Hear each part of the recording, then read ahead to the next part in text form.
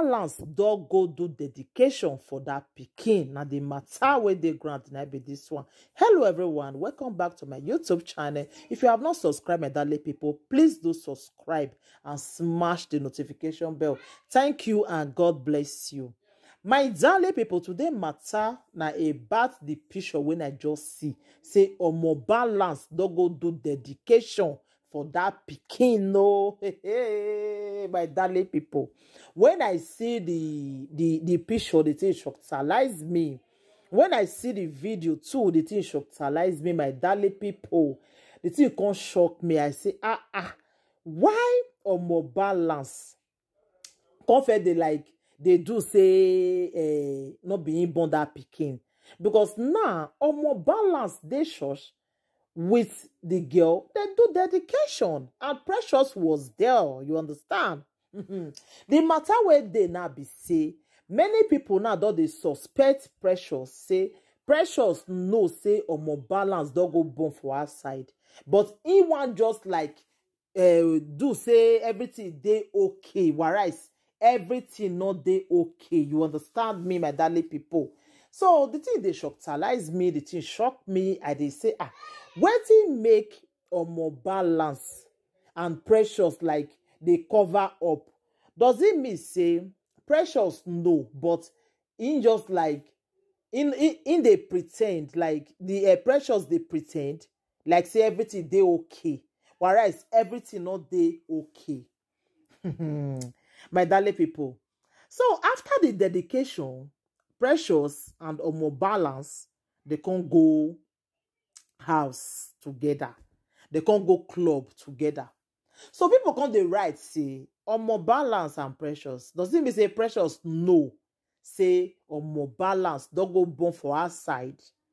But because of shame, you know what make people know. You understand? So some people can't see right say Omo Balance, Precious, you know say Omo Balance don't go born. Now shame, you dey shame. You don't want to make people know, because you did that too. You did the same. You did that church where they do that dedication. Does it mean say you know what make people know? Some can see right say, Precious, if you know all is not well, please let us know. Let us know, because we love you so much. We don't want anything to happen to you. They're not they use shame till they eat poison. If you not still work out, after all, engagement not be guarantee. You understand? Engagement not be guarantee. You understand me? You just only engage you, never marry you. Even introduction self not be marriage. So some people come they talk different things. Some they talk, some they say they have to really we care for Precious. Now make we want know. Not be say if you bump a kiss in a bad thing. Not be bad thing. Mona not get me wrong. Not be bad thing. It's just that some people where they want argue, they say na lie, not be lie. You know now because of them they want to do this update again. You understand? Because the comment where people drop not be small thing. You understand me? And I make me say okay, ma still can't give una this update to say Omo Balance don't go do dedication for that pikin. How una can't reason the matter now? How una can't reason them now? Pikin when you not born, now you go do dedication. Because not if na invite, you for still know, but this one not be like invite. Oh my darling people, this one they shock to me it they shock to everybody. You understand me? So now it make me they do this video now. Make I tell my darling people say, see you una where they that me that day. See Omo Balance now don't go do dedication for the pikin now. Now the matter where they grant. It they everywhere, and if una want still go look their comment, mona go look am. The dedication when Omo Balance do for the pikin.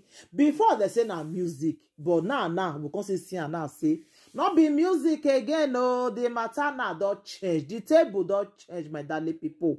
The matter don't change, you know. So that is why I say, if I not gonna tell my ogbonge people waiting again, I must go tell you now. Say see the matter where they play. So you understand me? See the matter where they play. Hey. Now it make me say make I can't tell una my darling people. So wetin una think for this matter we just the place? So wetin una think?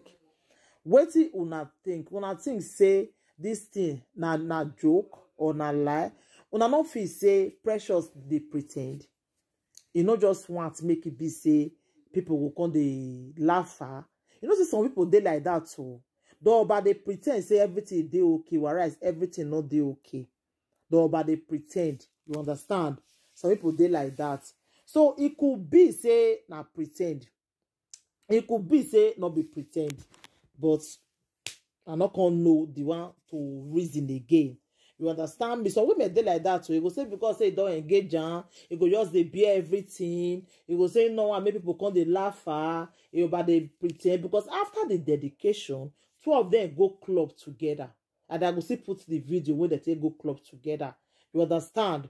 So now it make me, I can't say I don't think all is well.